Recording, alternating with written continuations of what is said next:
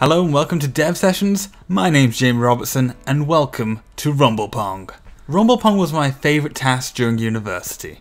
To have this idea that there was a feedback system that I could completely overhaul to make it the only feedback system where audio and video has taken control. I mean, clearly it's a video game. But what if you took a feature that's in most controllers nowadays and made that the feedback system? And this is the idea behind Pong. A completely accessible game, no matter if you're blind.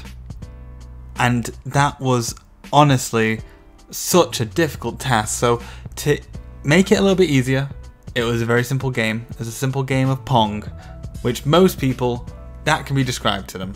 You're a paddle and you're facing against another paddle, and that is the whole game, and you gotta beat them. And everyone knows that, and everyone understands that. So how on earth do I get this feedback system to ensure that the player knows what to do?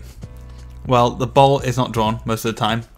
I'm flicking it on and off for this demo, but that's understandable. I don't want you to just look at me paddling nothing, because that looks a bit weird. But the ball usually isn't drawn, and the position is conveyed to the player through the vibration position in the motors on the controller. So if it vibrates to the left, you need to go to the left, and if it vibrates to the right, do the same to the right.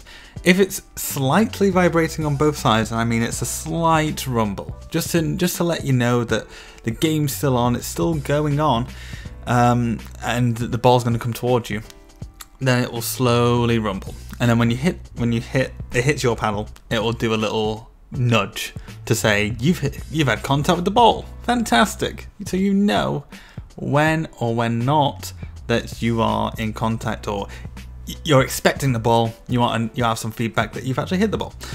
And to my surprise, this was the first design of it. This was a very small idea that I thought could be tuned and perfected, and it was. This actually worked with a lot of people. Luckily, during my time at Bournemouth University, I actually got the chance to exhibitionist at the Festival of Design and Technology 2016. And with that, there was actually loads of people, members of the public, who had never had a chance to even have this described to them, play it. And it's different from having, lecturers or fellow students play it. These were fresh eyes. And one very interesting thing happened with it. I'd get the position of the ball to be displayed and not be hidden from sight like usual. I'd get usually a kid with their parents, and they'd play the game without looking at it, while the parents watch in awe as it's like some sort of magic trick that their kid, who's never played this game before, is beating this computer on the other side without looking. And some of the astonished faces I got was amazing. It seemed like the people of a younger generation would understand how to take this feedback system and then reproduce it in their brain and sort of understand what's happening in the virtual world. It seemed like people from an older generation, anyone older than 35-ish, would really struggle with this sort of feedback system. But younger players, people who are maybe more in tune with playing games more often, really got to grips with it. I remember having to push like this 8-year-old away because he started a rally that would not stop. It was quite worrying, because he was there for about 3 minutes and he was playing this game blind, and he was doing it better than I've ever done it. I swear there was some mirrors or something that he was looking through, because it was mental. But it proved the point. It proved the point that a game could be made with just that feedback system, and that's honestly one of the best bits of user experience I've ever done, to convey information without even showing it. And it was such a great experiment, and it worked. So I hope I can just add more vibration feedback to every single thing I do, because there's something there that might have not been tapped into. As for the implementation, if you want to know, it was made using SDL, OpenGL, and C++. Very, very, very simple 3D renderer.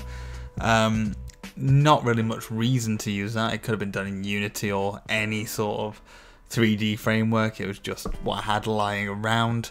And it uses, for the best performance, using Xbox One controller, and it uses X input. So I don't think it would work with a PS4 controller unless you had some sort of third-party middleware that converted your PS4 or 3 controller into X input. But I have no idea how that would actually feel. In fact, I don't even know if the vibration motors would work. So just use an Xbox controller if you ever get a chance to play this. So thank you for watching. This is the first episode of Dev Sessions, and there may be more. You never know.